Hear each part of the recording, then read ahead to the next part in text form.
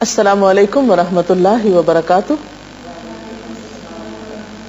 نحمده ونصلی علی رسوله الکریم. اما بعد فاعوذ باللہ من الشیطان الرجیم. بسم اللہ الرحمن الرحیم. رب اشرح لی صدری ویسر لی امری واحلل عقدۃ من لسانی یفقهوا قولی. ہماری آج کی گفتگو کا موضوع ہے اعتکاف. اعتکاف کا لفظ آپ کے لیے کچھ نیا لفظ نہیں.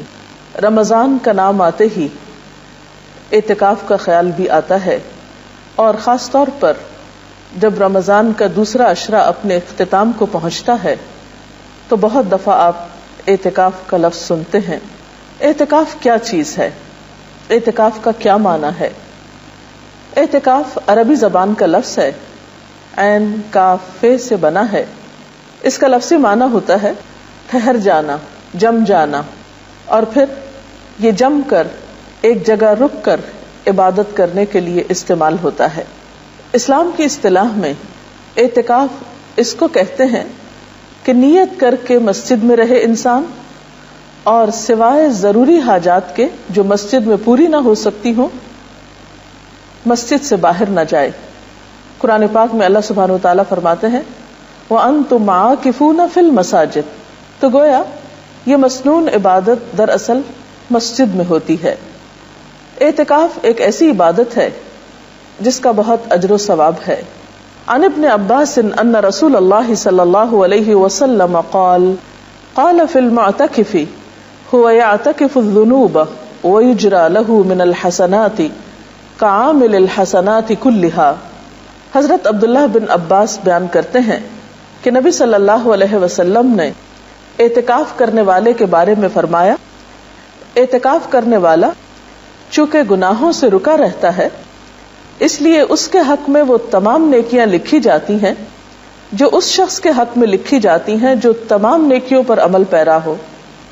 عام حالات میں ہر طرح کی نیکی کرنا ایک مشکل کام ہے، لیکن جو شخص نیکی کی نیت اور غرض سے اپنے آپ کو کچھ دن کے لیے محض نیک کام کے لیے پابند کر لیتا ہے اس شخص کو بے پناہ اجر و ثواب ملتا ہے. اعتکاف کے بارے میں قرآن پاک میں سورۃ البقرہ میں آیت نمبر 187 187 میں آتا ہے وَلَا تُبَاشِرُوهُنَّ وَأَنْتُمْ عَاكِفُونَ فِي الْمَسَاجِدِ تِلْكَ حُدُودُ اللَّهِ فَلَا تَقْرَبُوهَا كَذَلِكَ يُبَيِّنُ اللَّهُ آيَاتِهِ لِلنَّاسِ لَعَلَّهُمْ يَتَّقُونَ. اور جب تم مسجدوں میں حالت اعتکاف میں ہو تو بیویوں سے مباشرت نہ کرو، یہ اللہ کی باندھی ہوئی حدیں ہیں، ان کے قریب نہ پھٹکنا. اس طرح اللہ اپنے احکام لوگوں کے لیے بصراحت بیان کرتا ہے. توقع ہے کہ وہ غلط رویے سے بچیں گے. اس آیت سے یہ بات پتہ چلتی ہے کہ اعتکاف مساجد میں ہوتا ہے. اگرچہ اعتکاف رمضان کے علاوہ بھی ہوتا ہے، لیکن رمضان میں چونکہ ہر نیکی کا اجر زیادہ ہو جاتا ہے، اور ویسے بھی رمضان میں اعتکاف فرض کفایہ کی حیثیت رکھتا ہے، اس لیے عموماً اعتکاف رمضان میں ہی کیا جاتا ہے. اعتکاف ایک دن کا بھی ہو سکتا ہے اور زیادہ کا بھی. نبی صلی اللہ علیہ وسلم عموماً آخری عشرے میں اعتکاف فرمایا کرتے تھے. آپ کے اس طرز عمل کے بارے میں حضرت ابو ہریرہ رضی اللہ تعالی عنہ بیان کرتے ہیں کہ نبی اکرم صلی اللہ علیہ وسلم کے سامنے ہر سال ایک بار قرآن پڑھا جاتا. جس سال آپ نے وفات پائی اس سال آپ کے سامنے 2 بار قرآن مجید ختم کیا گیا. اسی طرح ہر سال آپ 10 دن اعتکاف فرماتے، لیکن جس سال آپ نے وفات پائی 20 دن کا اعتکاف فرمایا. حضرت عائشہ سے روایت ہے نبی صلی اللہ علیہ وسلم رمضان مبارک کا آخری عشرہ اعتکاف فرمایا کرتے تھے یہاں تک کہ آپ نے وفات پائی. آپ کے بعد آپ کی ازواج مطہرات نے بھی اعتکاف کیا. اس سے پتہ چلتا ہے کہ یہ عبادت مردوں کے علاوہ خواتین بھی کر سکتی ہیں. حضرت عبداللہ بن عمر بیان کرتے ہیں کہ نبی صلی اللہ علیہ وسلم جب اعتکاف کا ارادہ فرماتے تو توبہ والے ستون کے ساتھ یا تو آپ کے لیے بستر بچھا دیا جاتا یا آپ کی چارپائی بچھا دی جاتی۔ توبہ والا ستون وہ خاص ستون ہے جس کے ساتھ کچھ لوگوں نے اپنے آپ کو باندھ لیا تھا اس غرض سے کہ ان کی ایک کوتاہی پر جب تک اللہ تعالیٰ معاف نہیں فرمائیں گے وہ اپنے آپ کو وہاں سے الگ نہیں کریں گے۔ اس حدیث سے یہ بات بھی پتہ چلتی ہے کہ آپ صلی اللہ علیہ وسلم نے اعتکاف کی حالت میں چارپائی کا استعمال بھی کیا۔ حضرت عائشہ رضی اللہ تعالیٰ عنہ فرماتی ہے کہ اعتکاف کرنے والوں کے لیے اعتکاف کے معاملے میں سنت یہ ہے کہ وہ نہ مریض کی عیادت کرے، نہ جنازے میں جائے، نہ عورت کو ہاتھ لگائے، نہ اس سے مباشرت کرے، نہ کسی حاجت کے لیے مسجد سے نکلے بجز اس حالت کے کہ جس کے لیے مسجد سے نکلنے کے سوا کوئی چارہ نہ ہو، اور اعتکاف روزے کے بغیر نہیں ہوتا۔ اگرچہ اعتکاف کے لیے ہر شخص اپنی مرضی کے مطابق اپنا ایک ٹائم ٹیبل بنا سکتا ہے، لیکن سہولت کے لیے یہاں پر چند ایسی باتوں کا ذکر کیا گیا ہے جو اعتکاف کرنے والوں کے لیے مفید ہو سکتی ہیں، کیونکہ کوئی بھی کام اگر پلاننگ کے ساتھ کیا جائے، اچھے طریقے سے کیا جائے، تو اس کا اجر و ثواب بھی کئی گنا بڑھ جاتا ہے اور انسان کا وقت بھی زیادہ بہتر طور پر استعمال ہوتا ہے۔ نمونے کا ایک ٹائم ٹیبل حاضر خدمت ہے۔ مثلا دن کا آغاز صبح اٹھنے سے ہوتا ہے۔ اعتکاف میں اگر آپ رات کے تیسرے پہر اٹھ جائیں اور اللہ پاک کے حضور مناجات کریں، دعائیں مانگیں، ذکر اذکار کریں، نوافل پڑھیں، تو وہ وقت عبادت کے لیے نہایت بہترین ہے۔ حضرت ابو ہریرہ رضی اللہ تعالی عنہ سے روایت ہے کہ رسول اللہ صلی اللہ علیہ وسلم نے فرمایا، ہمارا رب جب آخر تہائی حصہ رات کا باقی رہ جاتا ہے تو آسمان دنیا پر اترتا ہے اور فرماتا ہے، کون مجھ سے دعا کرتا ہے کہ میں اس کی دعا قبول کروں؟ کون مجھ سے کچھ مانگتا ہے کہ میں اس کو دوں؟ کون مجھ سے گناہوں کی معافی چاہتا ہے کہ میں اس کے گناہ معاف کر دوں؟ اور ویسے بھی صبح کے اوقات میں سحری کے وقت استغفار اللہ کے مقرب بندوں کا شیوا ہے۔ اللہ سبحانہ وتعالیٰ فرماتے ہیں اپنے نیک بندوں کے بارے میں کہ وَبِالْأَسْحَارِ هُمْ يَسْتَغْفِرُونَ، سحری کی گھڑیوں میں وہ استغفار کرتے ہیں، اس لیے اس وقت ذکر میں بہترین وظیفہ استغفار کا ہو سکتا ہے۔ ذکر و اذکار کے بعد سحری کے وقت آپ سحری بھی کھا سکتے ہیں۔ اعتکاف میں کھانے پینے کی کوئی ممانعت نہیں۔ حضرت انس رضی اللہ تعالی عنہ سے روایت ہے کہ رسول اللہ صلی اللہ علیہ وسلم نے فرمایا، سحری کھاؤ کیونکہ سحری کھانے میں برکت ہے۔ اس کے بعد نماز فجر کا وقت آتا ہے۔ اگر خواتین گھر میں اعتکاف کر رہی ہوں تو ان کے لیے خاص طور پر فجر کی نماز میں لمبی نماز پڑھنا زیادہ مفید ہے۔ اس کے بارے میں حضور صلی اللہ علیہ وسلم کا طریقہ ہمارے سامنے ہے۔ بخاری کی روایت ہے کہ آپ صلی اللہ علیہ وسلم صبح کی نماز سے اس وقت فارغ ہو جاتے جب ہم میں سے کوئی اپنے پاس بیٹھنے والے کو پہچان لیتا۔ آپ اس میں یعنی فجر کی نماز میں 60 آیتوں سے لے کر 100 آیتوں تک پڑھتے تھے۔ تو اس سے پتہ چلتا ہے کہ ایک تو فجر کی نماز ذرا جلدی شروع کر لینی چاہیے، یعنی وقت ہوتے ہی اندھیرے میں۔ دوسرے یہ کہ وہ تمام نمازوں سے زیادہ لمبی نماز ہونی چاہیے جس میں 60 سے 100 آیات تک پڑھی جائیں اگر زبانی یاد ہو، اور اس کے لیے ظاہر ہے کہ پھر زبانی قرآن پاک یاد کرنے کی بھی کوشش کرنی چاہیے، تبھی اس سنت پر عمل ہو سکتا ہے۔ نماز فجر کے بعد صبح شام کے مسنون اذکار پڑھے جا سکتے ہیں۔ قرآن پاک میں اللہ سبحانہ وتعالی فرماتے ہیں، یا ایھا الذین آمنوا اذکروا اللہ ذکرا کثیرا وسبحوہ بکرۃ واصیلا، اے لوگو جو ایمان لائے ہو، اللہ کو کثرت سے یاد کرو اور صبح و شام اس کی تسبیح کرتے رہو۔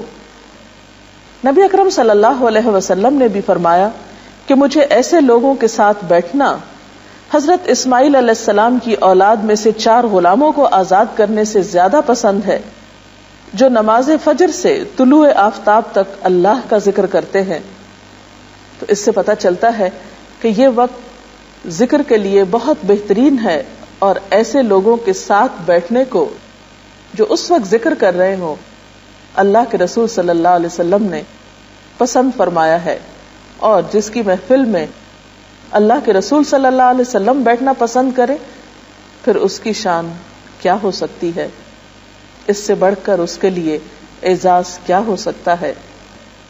ان اذکار کے علاوہ اس وقت آپ قرآن پاک کی تلاوت کر سکتے ہیں، کیونکہ قرآن پاک کی تلاوت کے لیے بھی یہ وقت بہت موزوں ہے۔ سورۃ بنی اسرائیل میں اللہ تعالیٰ فرماتے ہیں ان قرآن الفجر کان مشہودا، بے شک صبح کا قرآن حاضر کیا جاتا ہے، یعنی اس وقت فرشتے حاضر ہوتے ہیں۔ پھر اسی طرح اگر آپ اپنے اعتکاف ہی کی جگہ پر نماز، ذکر، تلاوت کے بعد سورج طلوع ہونے کا انتظار کریں، ذکر میں مشغول رہیں حتیٰ کہ نماز اشراق کا وقت ہو جائے، تو اس کو بھی ساتھ ہی ادا کر لیں۔ حضرت انس رضی اللہ تعالی عنہ سے روایت ہے کہ رسول اللہ صلی اللہ علیہ وسلم نے فرمایا، جس آدمی نے فجر کی نماز جماعت سے پڑھی، پھر سورج طلوع ہونے تک بیٹھ کر اللہ کا ذکر کرتا رہا اور 2 رکعت نماز ادا کی، یعنی اشراق کی نماز، اسے ایک حج اور ایک عمرے کا ثواب ملے گا۔ راوی نے کہا کہ رسول اللہ صلی اللہ علیہ وسلم نے فرمایا، پورے ایک حج اور ایک عمرہ کا ثواب، یعنی بہت ہی اجر و ثواب ہے اس وقت کی عبادت کا۔ اشراق کے نوافل کے بعد اگر آپ اپنے اعتکافی کی جگہ پر بیٹھ کر مزید کچھ قرآن پاک وغیرہ پڑھنا چاہیں تو ایسا بھی آپ کر سکتے ہیں، اور پھر مزید نوافل بھی پڑھ سکتے ہیں، کیونکہ حضور صلی اللہ علیہ وسلم نے فرمایا، اللہ تعالیٰ ارشاد فرماتا ہے، اے آدم کے بیٹے، دن کے شروع میں میرے لیے 4 رکعت نماز ادا کر، میں تیرے سارے کاموں کے لیے کافی ہو جاؤں گا۔ اس نماز کو چاشت کی نماز کہا جاتا ہے۔ اگر کچھ سستی یا تھکاوٹ محسوس ہو رہی ہو تو بہتر ہے کچھ دیر اب آپ آرام کر لیں۔ آپ لیٹ کر بھی ذکر اذکار کر سکتے ہیں، تھوڑی دیر کے لیے سو بھی سکتے ہیں، لیکن اگر آپ اپنی طبیعت اچھی پاتے ہوں تو بہتر ہے کہ اب آپ کچھ وقت مطالعے کے لیے نکالیں، دینی کتابوں کا مطالعہ، قرآن پاک کی تفسیر پڑھنا، اور اگر آپ پڑھ نہ سکتے ہوں تو کیسٹ لگا کر سننا، اور دینی کتب کو جو آپ کے روزمرہ کی دینی مسائل سے متعلق ہوں یا اخلاق اور کردار کو سنوارنے والی ہوں، ان کو آپ اپنے زیر مطالعہ رکھ سکتے ہیں، کیونکہ طلب العلم فریضۃ علی کل مسلم، علم کا حاصل کرنا، طلب کرنا ہر مسلمان پر فرض ہے، اور ویسے بھی علم کے سیکھنے اور سکھانے والے اللہ تعالیٰ کے محبوب بندے ہیں۔ پھر اس کے بعد ظہر کی نماز طویل ادا کریں، نوافل بھی پڑھ سکتے ہیں مزید، پھر تھوڑا سا قیلولہ آپ کر سکتے ہیں، کیونکہ اس سے آپ کو تہجد کے وقت اٹھنے میں، رات کو جاگنے میں سہولت ہو سکتی ہے۔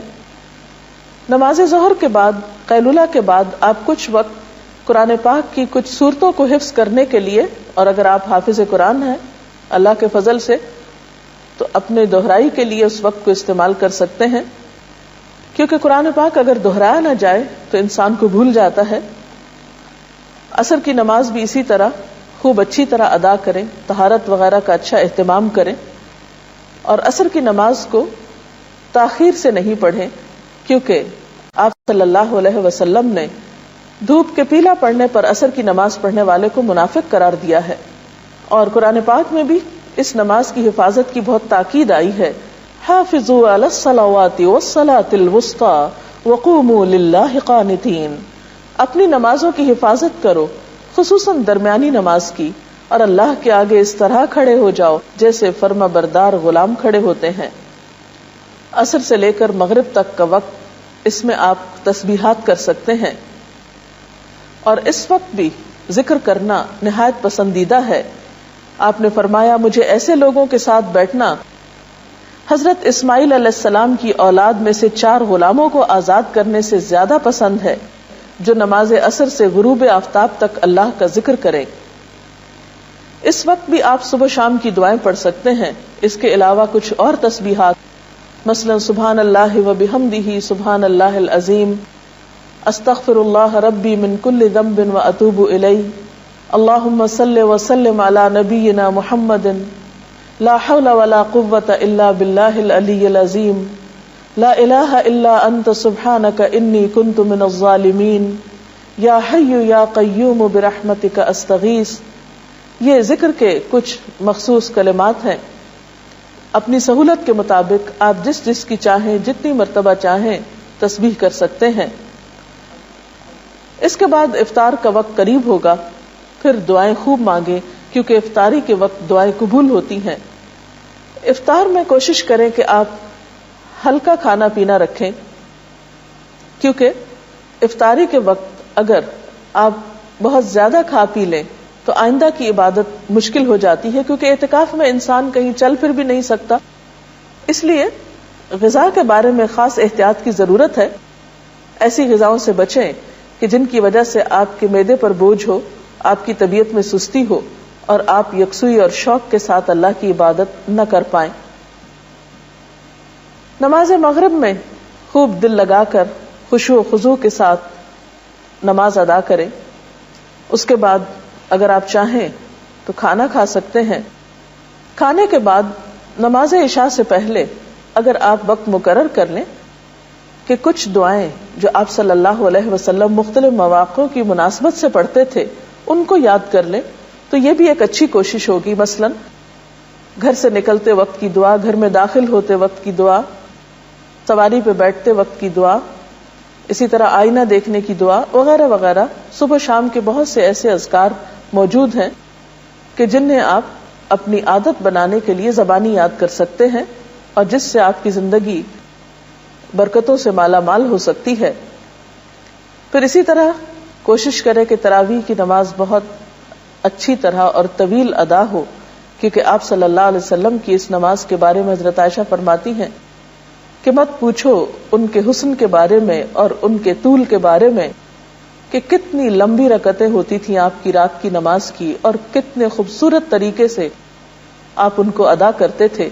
صرف تعداد پوری کرنے، گنتی پوری کرنے کی کوشش نہ کریں، بلکہ آپ صلی اللہ علیہ وسلم کی سنت پر عمل کرتے ہوئے طویل قیام، طویل رکوع اور طویل سجدوں کی بھی کوشش کریں. معلوم نہیں زندگی میں آئندہ یہ موقع ملے یا نہ ملے، تو ان فرصت کے لمحات سے خوب فائدہ اٹھائیں. اس کے بعد آپ رات کو آرام کر سکتے ہیں. آرام کے لیے بھی آپ مسنون طریقہ اختیار کریں. دائیں کروٹ پہ لیٹیں، دایاں ہاتھ دائیں گال کے نیچے رکھتے ہوئے مسنون دعا پڑھیں، آیت الکرسی پڑھیں، اور اس طرح آپ صبح سے لے کر رات تک، جاگنے سے لے کر سونے تک مسلسل عبادت کی حالت میں رہیں گے. اگر آپ ایک ٹائم ٹیبل کی، اس کی یا اس کے علاوہ اپنی ضرورت کے مطابق ایک پابندی کریں گے تو انشاءاللہ اپنے اوقات سے بہتر فائدہ اٹھا سکیں گے.